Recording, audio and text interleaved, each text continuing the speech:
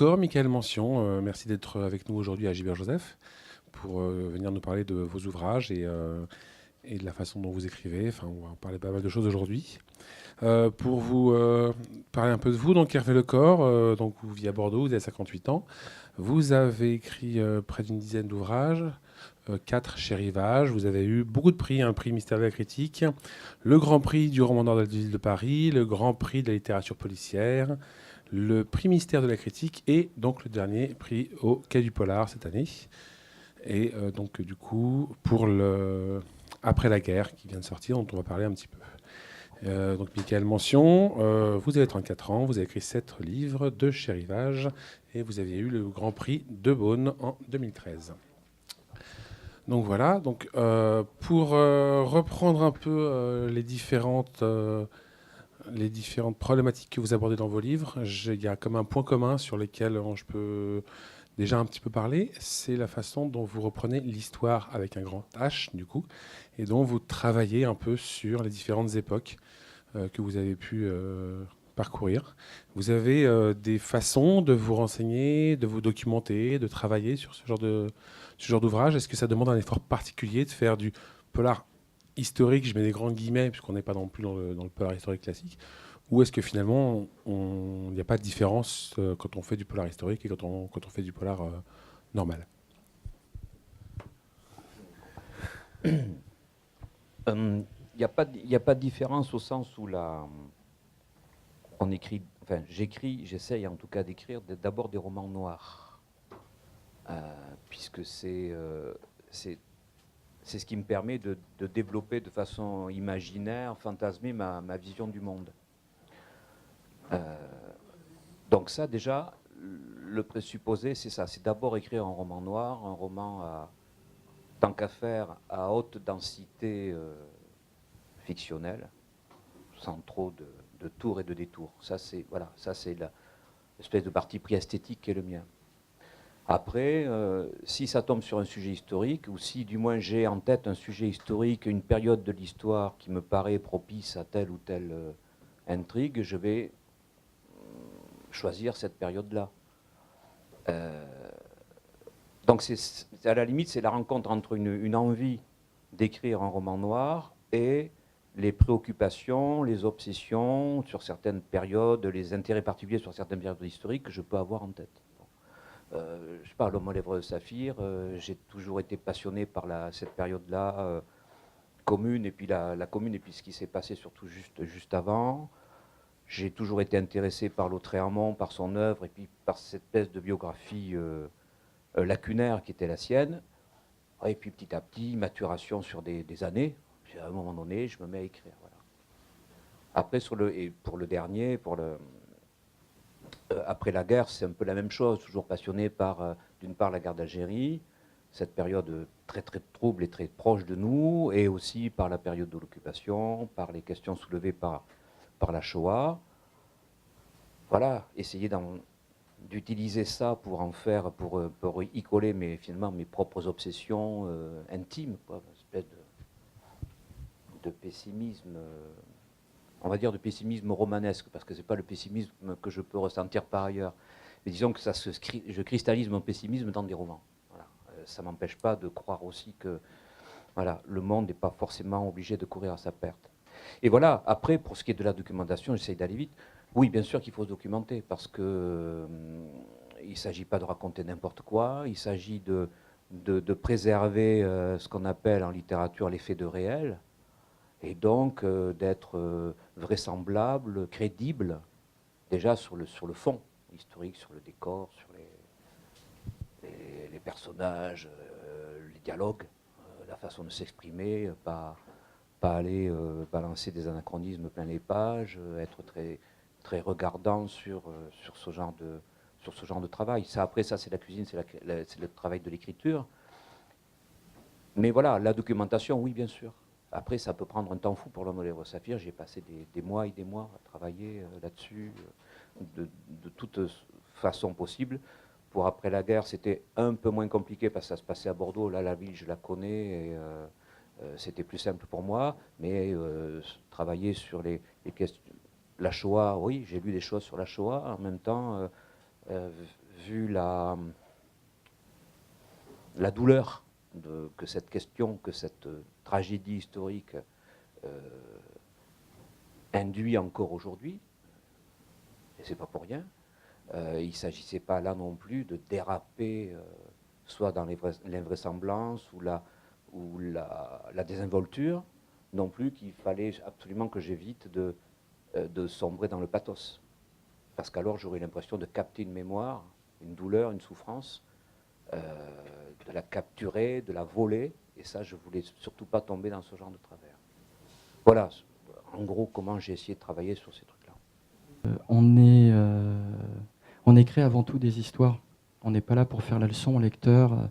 Je pars du principe que si je prends l'exemple de mes bouquins sur l'Angleterre, si les lecteurs veulent des bouquins sur les années Thatcher, ils trouveront beaucoup mieux que ce que j'ai écrit. Ils trouveront des essais de 1500 pages sur la question.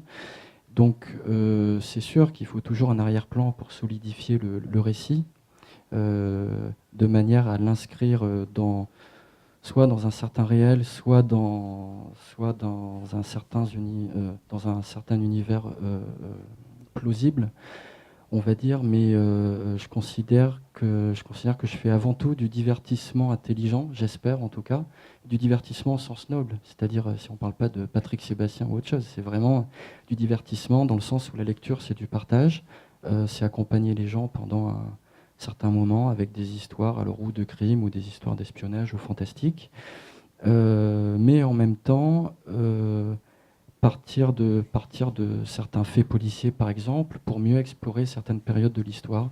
Je m'intéresse aussi beaucoup à l'occupation, la libération, la Seconde Guerre mondiale évidemment, voilà, les années Thatcher, la crise des 70s aussi. Donc c'est souvent, oui, la thématique criminelle permet souvent d'explorer ce qui est en coulisses dans l'histoire et ce qui peut façonner, à mon sens, l'individu et donc toute une société. Si c'est pour faire un bouquin sur un tueur de femmes, ça m'intéresse pas. Par contre, faire un bouquin sur un tueur de femmes dans une période sclérosée par la crise, avec du chômage, la montée de l'extrémisme, là, ça m'intéresse beaucoup plus parce que ça donne du fond et que pour moi, justement, il y a une corrélation entre la thématique criminelle et la thématique sociétale et historique. Voilà. Merci. Donc l'autre point commun que j'ai essayé de voir dans vos livres, et on en avait parlé un peu avec Hervé Lecor une fois où on s'était vu, c'est l'apprentissage, enfin le passage de l'adolescence, de la transmission. À chaque fois, souvent dans le bouquin d'Hervé Lecor, il y a un jeune homme qui se cherche, qui essaye de savoir où il veut aller. Dans le dernier, c'est assez extraordinaire. Ce jeune homme qui a la culpabilité du survivant, qui ne sait pas trop ce qu'il veut faire de sa vie. Et du coup, voilà, à chaque fois dans le livre de Hervé, et du coup dans le livre de Michael aussi, il y a cette espèce d'interrogation de la transformation de l'enfant ou l'adolescent à l'être humain. Et dans vos livres respectifs, il y a toujours cette interrogation. Est-ce que c'est inconscient? Est-ce que c'est quelque chose, consciemment vous prenez ces personnages en formation pour vous en servir? Ou est-ce que c'est volontaire et que vous dites, bah voilà, c'est ce point-là qui est intéressant chez l'être humain à développer? Non, je ne sais pas si c'est inconscient, probablement, donc il va falloir que j'en parle à mon futur psychanalyste, j'en ai pas encore. Non, j'aime bien les personnages fragiles. Et enfin, j'aime bien les gens fragiles, d'une façon générale. Donc les personnages, quand je les cristallise dans le roman, j'aime bien ces personnages dont on ne sait pas exactement comment ils peuvent tourner, dont on ne sait pas, et dont moi, à la limite, je ne sais pas bien, en commençant le bouquin, ce qu'ils vont apprendre de l'histoire que je vais raconter, ou des aventures que je vais leur faire subir. Parce que souvent, les malheureux, ils subissent plus qu'ils ne vivent leurs aventures. Encore que. Donc ça, j'aime bien ce côté, cette fragilité, cette espèce de tremblement. J'aime bien les personnages, oui, qui tremblent.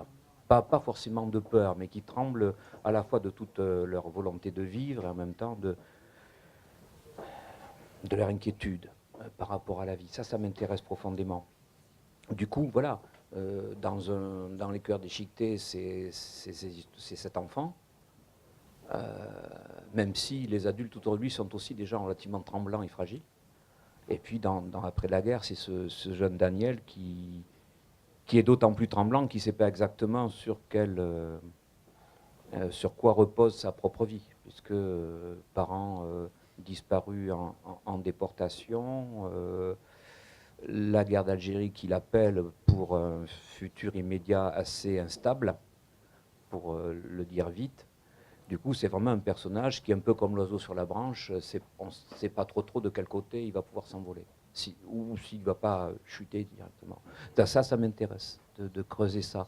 C'est-à-dire qu'au-delà de la construction, même de l'intrigue, du côté scénaristique, qui moi me pose toujours énormément de problèmes, j'ai d'énormes problèmes de structuration de mes histoires, de poursuite de l'intrigue. Ça, c'est vraiment un truc sur lequel je travaille énormément, qui me bloque beaucoup pendant l'écriture. Je pars toujours des personnages. Et c'est, à la limite, à partir du moment où je commence à arriver à les faire exister, où je commence moi-même à croire en ce qu'ils sont, alors je sais à peu près que je pourrais pousser mon histoire jusqu'au bout. Pour eux. Ou parce qu'ils deviennent un moteur narratif. Ça m'intéresse. Voilà, c'est pour ça, après, la transmission ou pas, après ça dépend de l'intrigue. C'est pas, en tout cas, j'ai pas... Cela dit, à côté de ça, j'aime assez les romans initiatiques, ce qu'on appelle les romans initiatiques.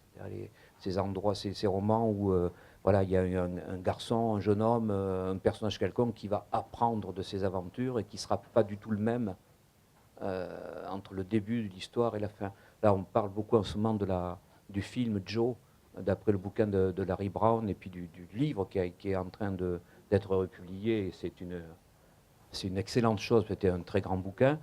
Voilà, c'est le genre de livre, quand je l'ai lu, qui m'a absolument émerveillé. Hein, c'est pas un roman noir au sens purement scénaristique du terme, mais c'est une merveille. Et ça, voilà, je crois qu'avoir lu ce genre de livre m'a probablement donné encore plus envie d'écrire.